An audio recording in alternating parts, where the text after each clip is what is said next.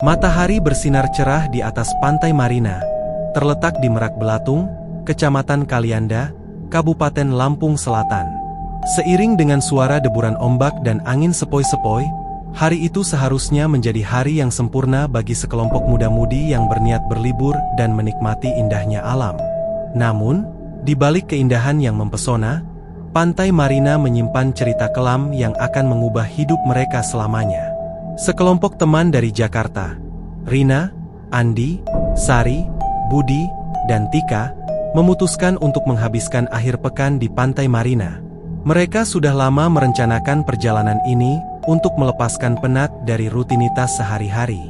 Rina, yang paling bersemangat, mengambil inisiatif untuk menyewa sebuah villa kecil yang letaknya cukup dekat dengan pantai. Saat mereka tiba di sana, suasana pantai yang sepi dan tenang menyambut mereka. Tidak ada turis lain di sekitar, hanya mereka berlima. Tempat ini benar-benar indah, seru Sari sambil menghirup udara laut dalam-dalam. Aku yakin ini akan menjadi liburan terbaik kita. Budi mengangguk sambil mengamati pemandangan sekitar. Memang sedikit sepi, tapi justru itu yang membuatnya menarik. Tanpa membuang waktu, mereka segera membongkar barang-barang mereka dan bersiap-siap untuk bersenang-senang di pantai. Mereka bermain bola, berenang, dan menikmati kebersamaan. Namun, tidak ada yang menyadari bahwa dari kejauhan, ada sosok yang mengawasi mereka. Malam harinya, setelah lelah bermain, mereka berkumpul di sekitar api unggun yang mereka buat di tepi pantai. Sambil memanggang marshmallow, Andi mengusulkan untuk menceritakan cerita seram. "Bagaimana kalau kita saling menceritakan kisah horor?" usul Andi dengan senyum jahil. "Tentu saja, hanya untuk bersenang-senang." Rina menggigil sedikit, bukan karena takut, tapi karena angin malam yang mulai dingin. "Baiklah, aku mulai dulu. Dulu, aku pernah mendengar cerita tentang seorang wanita yang tewas tenggelam di pantai ini. Konon, arwahnya masih gentayangan dan mencari korban." Tika yang duduk di sebelah Rina, mendekatkan diri pada api unggun. "Aku juga pernah mendengar cerita itu. Katanya, wanita itu bernama Ratna. Dia tewas karena kecelakaan, tapi ada juga yang bilang kalau dia dibunuh." Budi tertawa kecil. "Cerita hantu seperti itu selalu ada di setiap tempat. Aku yakin itu cuma mitos." Namun, Andi terlihat serius. "Aku tidak tahu apakah itu mitos atau bukan, tapi kita harus tetap berhati-hati. Kita tidak tahu apa yang bisa terjadi di tempat seperti ini." Malam itu, setelah cerita horor, mereka memutuskan untuk beristirahat. Mereka tidur di dalam villa, dengan pintu dan jendela yang terkunci rapat. Namun, suasana tenang tidak berlangsung lama. Sekitar tengah malam, suara gemericik terdengar dari luar. Rina yang tidur paling dekat dengan jendela, terbangun. Dia mengintip melalui tirai dan melihat bayangan seorang wanita berjalan di tepi pantai. "Apakah aku sedang bermimpi?" pikir Rina sambil menggosok matanya. Bayangan itu hilang begitu saja. Merasa sedikit gelisah, dia kembali berbaring dan mencoba tidur lagi, namun tidak bisa menghilangkan perasaan aneh di hatinya. Keesokan paginya, saat sarapan, Rina menceritakan apa yang dilihatnya semalam. Teman-temannya hanya tertawa dan menganggap itu sebagai bayangan atau imajinasinya saja. "Jangan terlalu dipikirkan, Rina. Mungkin itu hanya bayangan karena api unggun semalam," kata Sari sambil menuang kopi. Namun, Budi yang biasanya skeptis, terlihat sedikit khawatir. "Mungkin kita harus lebih berhati-hati. Siapa tahu ada orang lain di sekitar sini." Mereka memutuskan untuk menjelajahi hutan kecil di dekat pantai pada siang hari. Hutan itu tampak rimbun dan penuh dengan vegetasi lebat. Saat berjalan, mereka menemukan sebuah jalan setapak yang tampak tidak terawat. Dengan rasa penasaran, mereka mengikuti jalan itu hingga tiba di sebuah area terbuka yang dikelilingi oleh pepohonan besar. Di tengah-tengah area itu, mereka menemukan sebuah pohon tua yang sangat besar dengan akar-akarnya menjalar ke segala arah. Di bawah pohon itu, ada sebuah kuburan tua dengan batu nisan yang tertutup lumut dan daun kering. Nama di batu nisan itu hampir tidak terbaca lagi, namun mereka bisa melihat tulisan Ratna yang terukir di sana. Aku yakin ini adalah kuburan wanita yang kita ceritakan tadi malam, bisik Andi dengan suara gemetar.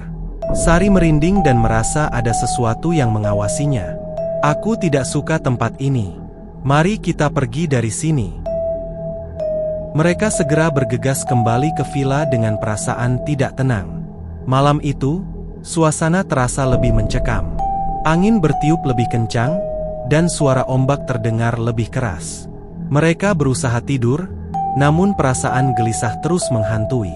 Sekitar tengah malam, suara tangisan terdengar dari luar villa. Tangisan itu begitu pilu dan menyayat hati. Rina yang terbangun pertama kali, merasa ketakutan. Dia membangunkan teman-temannya, dan mereka semua mendengar suara itu dengan jelas. Tidak mungkin ini hanya imajinasi, kata Budi dengan wajah pucat. Kita harus keluar dan melihat apa yang terjadi. Dengan hati-hati, mereka membuka pintu villa dan melangkah keluar.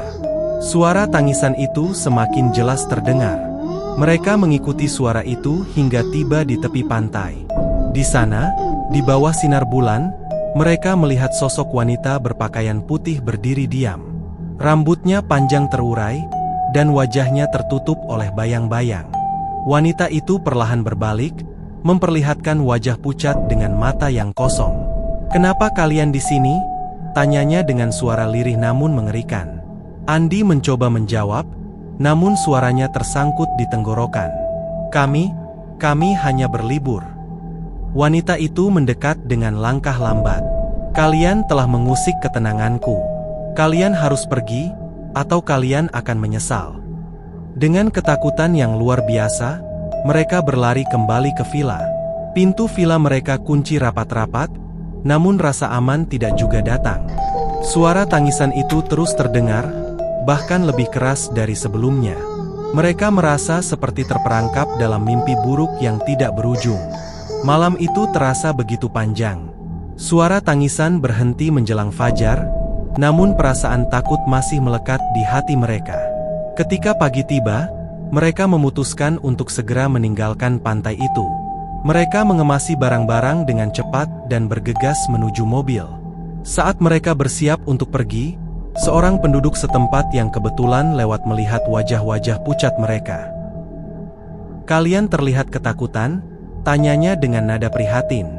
Andi menceritakan kejadian yang mereka alami semalam. Penduduk setempat itu hanya mengangguk pelan. "Kalian bertemu dengan Ratna. Dia adalah penunggu pantai ini." Banyak yang tidak percaya, tapi cerita tentang arwahnya sudah lama beredar di sini. "Kalian beruntung masih bisa pergi dengan selamat." Mereka meninggalkan pantai Marina dengan perasaan campur aduk. Meskipun mereka selamat, pengalaman mengerikan itu akan selalu menghantui mereka. Mereka tahu bahwa pantai yang tampak indah itu menyimpan rahasia kelam yang tidak boleh diusik. Setahun kemudian, Rina masih sering bermimpi tentang pantai Marina.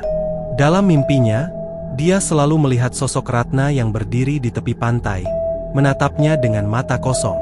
Rina tahu bahwa meskipun dia telah pergi dari pantai itu, Ratna masih mengawasinya dari jauh. Sementara itu, Andi memutuskan untuk menulis tentang pengalaman mereka di sebuah blog perjalanan. Dia berharap dengan menceritakan kisah itu, orang lain akan lebih berhati-hati saat mengunjungi tempat-tempat yang memiliki cerita kelam. Namun, meskipun telah menulis cerita itu, dia tidak bisa menghilangkan rasa takut yang masih menghantuinya setiap malam. Budi, yang biasanya skeptis, kini lebih percaya pada hal-hal gaib. Dia berhenti menganggap remeh cerita-cerita horor dan lebih menghormati tempat-tempat yang dikatakan angker. Dia sadar bahwa tidak semua hal bisa dijelaskan dengan logika dan sains. Sari dan Tika, meski mencoba melanjutkan hidup seperti biasa, tetap merasa ada yang berubah dalam diri mereka. Mereka lebih waspada dan tidak mudah terpengaruh oleh ajakan untuk menjelajahi tempat-tempat misterius. Mereka tahu bahwa pengalaman di pantai Marina telah mengajarkan mereka untuk lebih berhati-hati dan menghargai peringatan dari penduduk setempat.